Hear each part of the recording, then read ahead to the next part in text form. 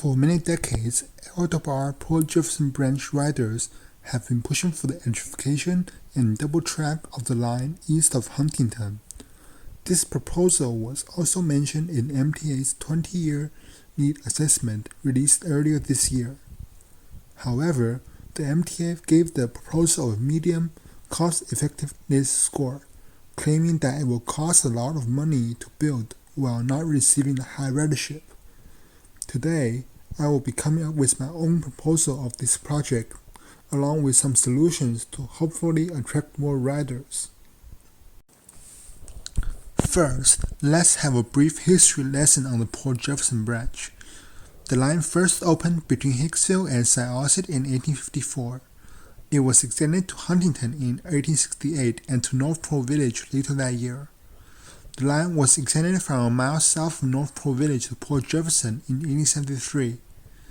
The line was extended to Wading River in 1895, but the section from Port Jefferson to Wading River was abandoned by 1938. I have a video exploring the former right-of-way in this section, but whether we should bring back the line to Wading River will be a topic for another video. Currently, the Port Jefferson Branch east of Huntington is a single-track line running unelectrified diesel trains. This limits the capacity on the section of the line and is also bad for the environment. Under my proposal, a second track will be added between Huntington and Port Jefferson, and the line will be fully electrified. According to my research, this project could be done mostly on existing right-of-way. Along with this, I propose a series of modifications for stations along the line. Greenlawn Station currently has two side platforms. Platform A can accommodate 12-car trains. Platform B can only accommodate 8 cars. I propose a renovation of the platform and an extension of Platform B to 12-car length. Northport Station currently has one 12-car length side platform that was recently rebuilt.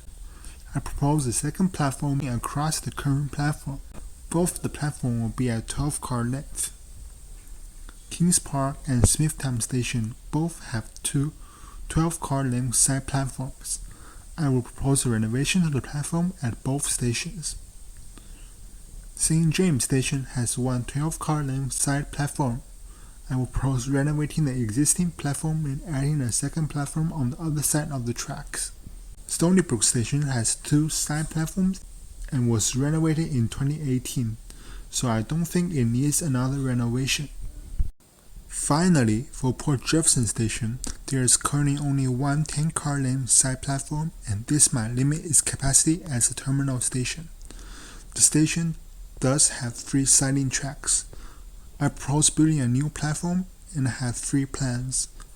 The first one would be a side platform on the other side of the tracks, but I am not sure if MTA owns the land there.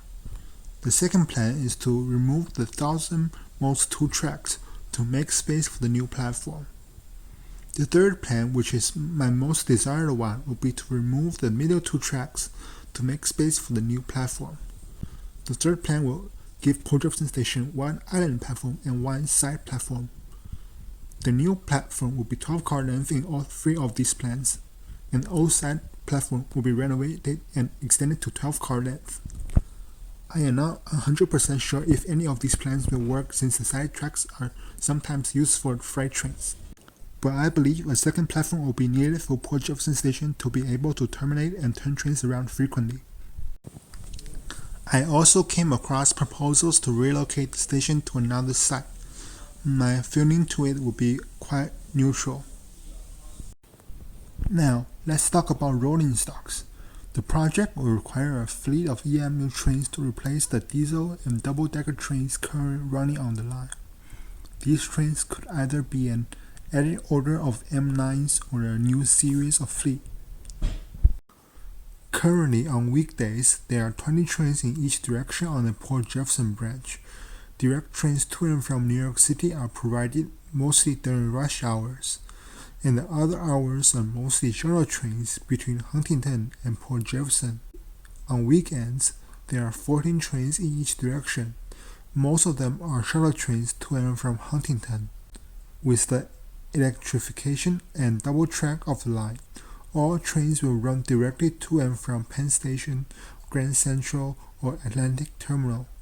Here is a rough schedule plan proposed by me. Under my plan, weekday service on the line will be increased to 48 trains per direction. During rush hour, trains will run every 10 to 30 minutes. During midday hours, train will run every 30 minutes. During late night and early mornings, trains will run every hour or every 2 hours. There will be 4 express trains in each direction every weekday, 3 during rush hours and 1 during midday. The express will make stops between Port Jefferson and Smithtown. Then it will run non-stop west of Smithtown to Jamaica. Some of the other trains may skip stops west of Huntington, but will make all stops east of Huntington.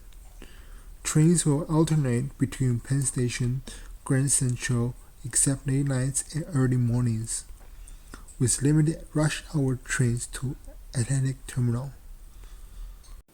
During weekends, 25 trains will run in each direction. All trains will make local stops between Port Jefferson and Huntington. Note that this is all my personal proposal. It has not been proven to work in reality. The MTA's 20-year assessment estimated a cost of $3.1 billion for this project. Despite the high cost, I believe it will be a game changer for residents on Long Island's North Shore. Currently, with only one track, a train may have to wait at a station for another train in the opposite direction. If that train is delayed, it will cause the train waiting to also be delayed. With a second track, this kind of delay can be avoided. It will allow a higher frequency and more reliable trip for Port Jefferson Branch riders east of Huntington. Along with electrification, trip time will be faster and direct service to and from New York City would avoid the need of transferring at Huntington. With more frequent, fast, and direct service, it will be able to attract people that drive to switch to the train, which will relieve congestion and reduce car traffic on Long Island. And by electrification, the diesel train will be replaced by EMU trains. All of this will be beneficial for the environment. To further boost ridership, I propose utilizing land around stations for housing, commerce, and other developments. If train service is decent, it will attract more people that work in New York City to live along the line. So, what do you think about my proposal of electrification and double track of the Port Jefferson Branch east of Huntington?